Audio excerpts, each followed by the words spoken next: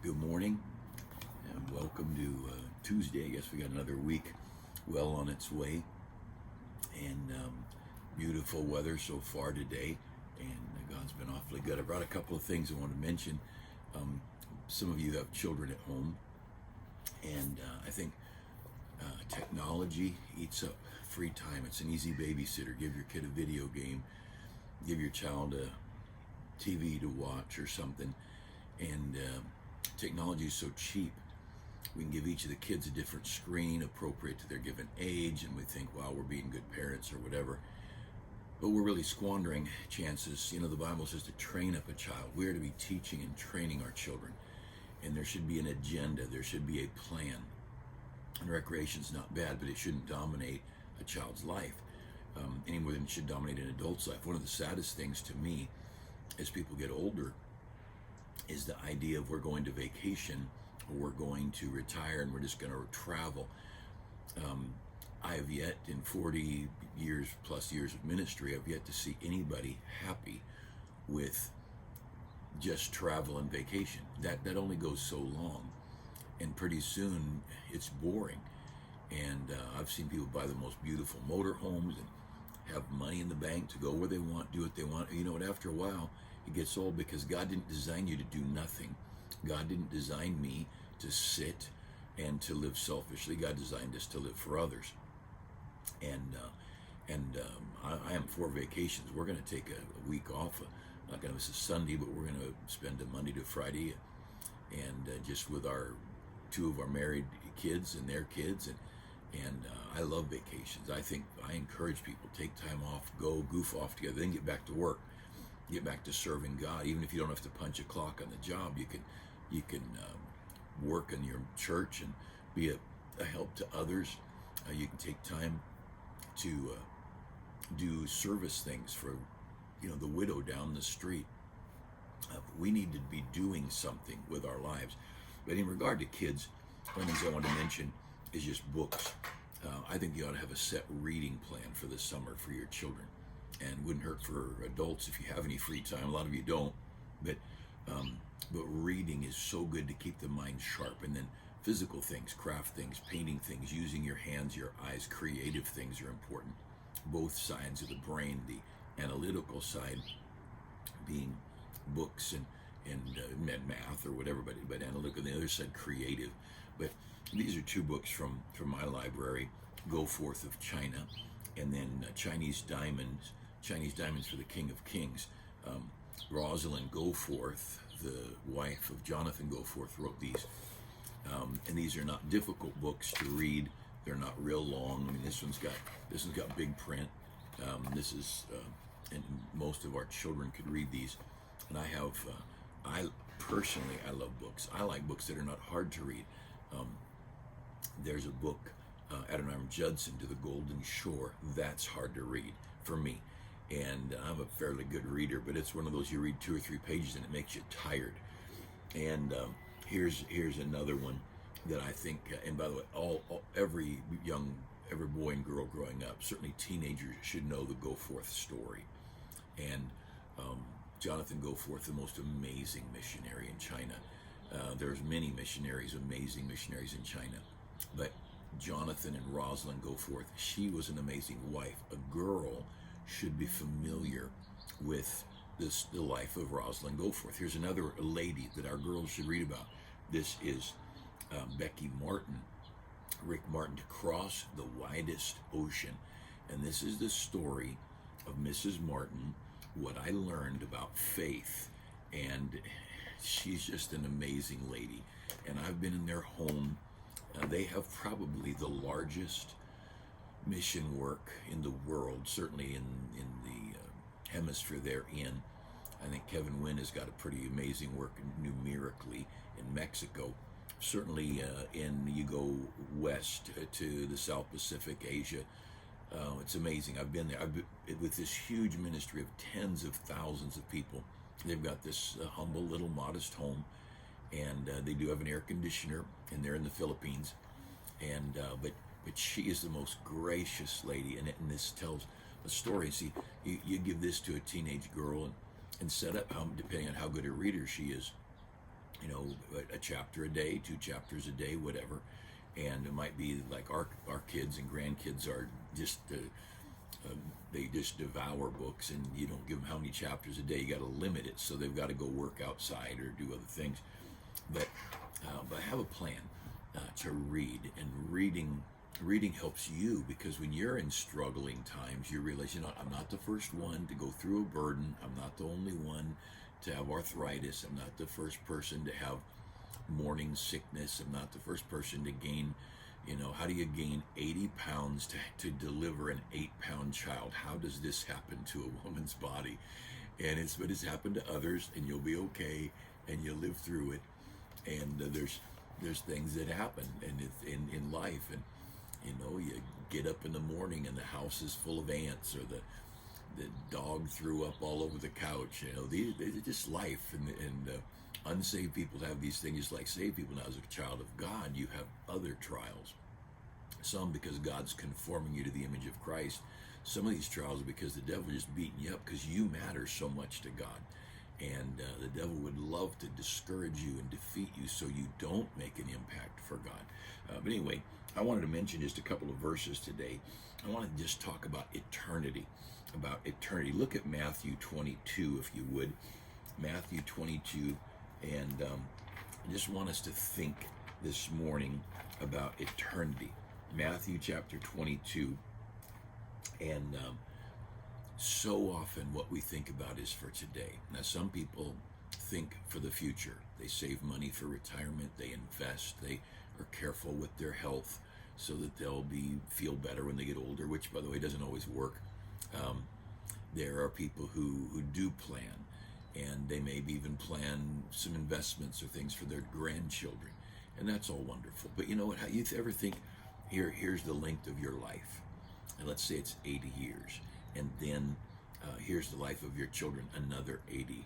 Now you've got 160, which a lot of it's overlaps, so you really don't have 160, and you think, how shall 100, 120 years, 130 years, and just think about that, if you would, compared to eternity.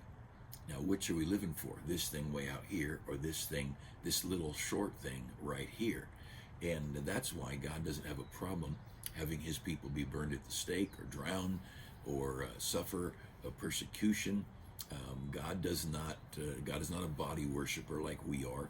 God uses our bodies as a tool, and our bodies are to be presented as a living sacrifice, Romans 12 says, because God is not all that wrapped up in you and me having this perfect body and perfect world and all this. He's concerned about this thing way out here. And so look at Matthew 22 and verse 15.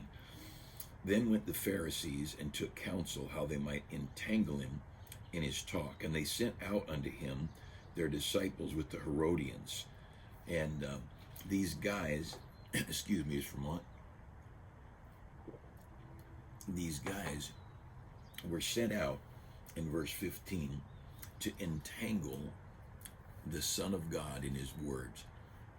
And I just think how funny it is that people who, frail human beings, would be trying to entangle the one called the Word of God and the Son of God in his words, try to catch him saying something off, try to make him look bad, try and get him to have an inconsistency somewhere. They really weren't looking for anything wrong. Just like so many today, there's not anything right and wrong, but they're trying to get an angle, a twisted, turned, different, inconsistent, somehow to make a person look like they are not right. Look at Mark chapter 12. Mark chapter 12 is a similar story. Mark chapter 12 and down at verse 13.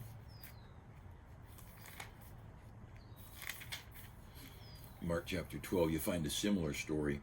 And they sought how they might lay hold on him, but feared the people, for they knew that he had spoken the parable against them. And they left him, and they left him and went their way. And they sent unto him certain of the Pharisees and of the Herodians to catch him in his words. And again, they brought him a coin and said, do we pay taxes or not? And they're trying to get him to have something that would make him look bad. I think when you're trying to find something that someone did wrong, you are so criminal. When you're delving into a person's life, trying to make them look bad, there is something so corrupt and vile inside you, and yet that was there in these people's lives. And then here's my, you could look over to Luke chapter 11, Luke chapter 11 while you're turning, but just think about this. These people spent that little window of time, 15, 18 years, their children. They now have a very minimal 30 to 50 year adult life. And they took that little 30 to 50 years, and then one little window of it, they thought, if I could just show him up, if I could make Jesus, entangle Jesus in his words. And they were trying to get some victory, and then of course he was crucified unjustly. But now, for the last 2,000 years, they've regretted that decision. They thought they had some, now they tried, they were looking for something to catch him at. And they had this little tiny window of victory that has been 2,000 years of defeat, 2,000 years of regret. Look there at Luke chapter 11 and down at verse 54. They were laying wait for him and seeking to catch something out of his mouth that they might accuse him. It's not new. It's all through the scriptures. You read Jeremiah. They sought to catch Jeremiah. And this ridiculous world. Go over to Luke 20, Luke chapter 20. And this corrupt and deceitful world that is seeking. I've seen good couples end up in a divorce, and suddenly two in my mind good Christian people, they just clashed, made wrong decisions, and now in a divorce, of course, egged on by corrupt and greedy attorneys, they're suddenly seeking to make the other look bad. And I thought, had they worked that hard at seeking ways to make their spouse look good for their married life, if they had sought to be good and to do good instead of seeking out ways to make them look bad, they could have made such an impact they could have for the last years or decades rejoiced in their decisions instead of this little window of time we call life. And really, it's not all of life. It's usually just a small window in that life.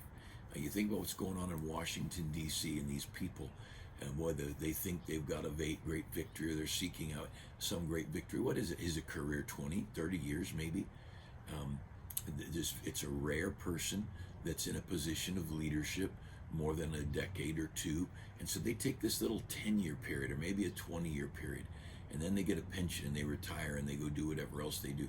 And and yet the corruption and evil or the wrong motives here, and they ruined their next 50 or 100 or 10,000 years. And we need to live in light of eternity. That's the main thing. And it doesn't matter that I get my way. It matters that I please God, who holds my eternity in his hand. Look at Luke 20 and down at verse 20. And they watched him, and they sent forth spies, which should feign themselves just men, that they might take hold of his words, and so they might deliver him to the power of the authority and the governor. And they were watching and they were studying his life. And remember, I've used the illustration of Jezebel when she went to set up Naboth and had some men just lie about it. They weren't trying to catch him in his words, they just lied about him. And here Naboth had this good life, good home, good family for his whatever, 20 years, 30, 40 years. We don't know how old he was. But he wouldn't sell his land to Ahab because it was forbidden by God. The land had to stay in his family. And so one little window of time, one little day of victory, Naboth is murdered unjustly. They used the law to do it. But then maybe for a few years, Ahab enjoyed the garden, and Jezebel felt like she had some great victory. And now we're talking about 1,000 years probably before Christ was born.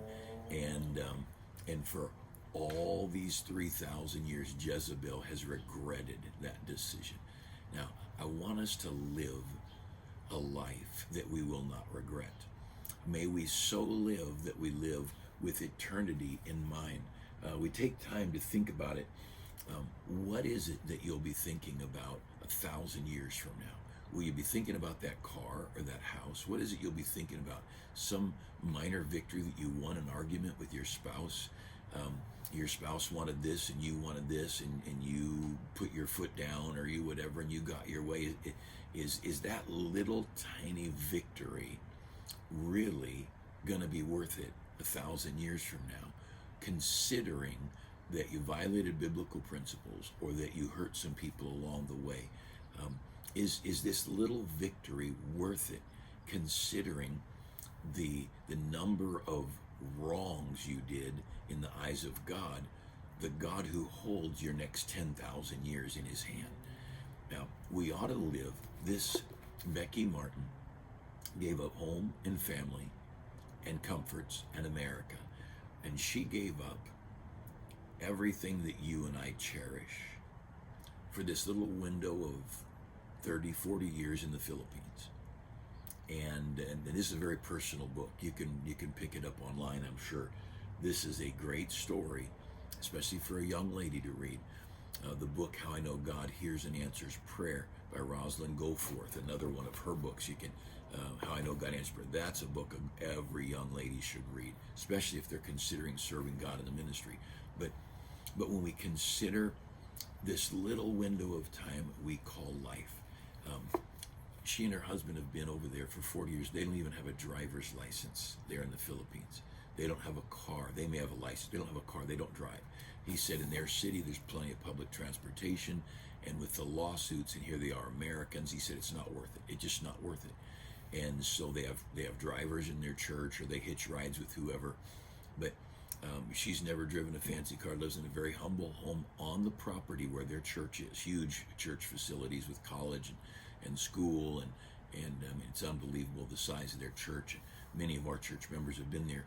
She gave up the beautiful air-conditioned homes, the Christmases with her parents and her siblings and their children, and for this little window, just a little window like that. Now both of her adult children live in America. They're good kids, and they're married, and so now she's given up her grandchildren for the cause of Christ. And so God sees this little window of time when Mrs. Martin has chosen him over earthly things. And I can guarantee you, when Jesus said, lay up for yourselves treasures in heaven, she's been laying some treasure up. And 1,000 years from now, it's not going to matter to her where she lived on earth, but 1,000 years from now, it will matter what she lived for, and who she stepped on to get her way. And I don't believe she ever did. She's an amazing lady. And we've had 20 of our church members at the same time in their little tiny living room, all crowded in, sitting on the floor and on furniture. And but see, are we living for time, or are we living for eternity? And that's the thing that should motivate our thoughts. That's why we forgive. That's why we are not to be bitter. That's why we serve others, because time is so short and eternity is so long. And these days are very brief, and as you get older you realize that how the days are fleeting, and suddenly your 20s are gone. I can't even remember my 20s hardly. I remember being here. We were 24. I was 24 when we started the church, and suddenly I'm 64, and the years fly by. And what I did in a difficulty with a neighbor, or we had a long time ago, we had a conflict with a neighbor, and he didn't want to. We just had a tent up for a week of revival meetings, and he did not want a church next door to him, and he just caused a fuss, and he was drunk and ugly, and we just treated him kind and with respect. In fact, I had found long before that his fence had gone. These are long, skinny pieces of property, and each property was about 160 feet by 600 feet. It had been a 10-acre parcel divided up into 4 long parcels, and our tent was on one, and we had lived in a mobile home in the back of that same property. Well, going over a hill, his fence had been it's hard to do things straight just by the eye because of the topography. Well, his fence ended up about 20 feet onto our backyard, long before I owned the property, probably before he owned the property. But I noticed it, and I thought, well, one day we'll deal with it, but for right now, it doesn't matter. And when I went to talk to him about his anger about a tent, and he said, I just figure you guys are going to be selfish and you're going to take advantage. You're going to make me get rid of my horses. And he was just ugly. And I said, you think I'd cause you a lot of trouble like I did when I found out your fence was 20 feet on my property? And he just looked at me. And that silenced him completely. And his little girl came, his wife told me later, his little girl came to him and said, Daddy, why do you hate God? It wasn't about Goddard, it was about God.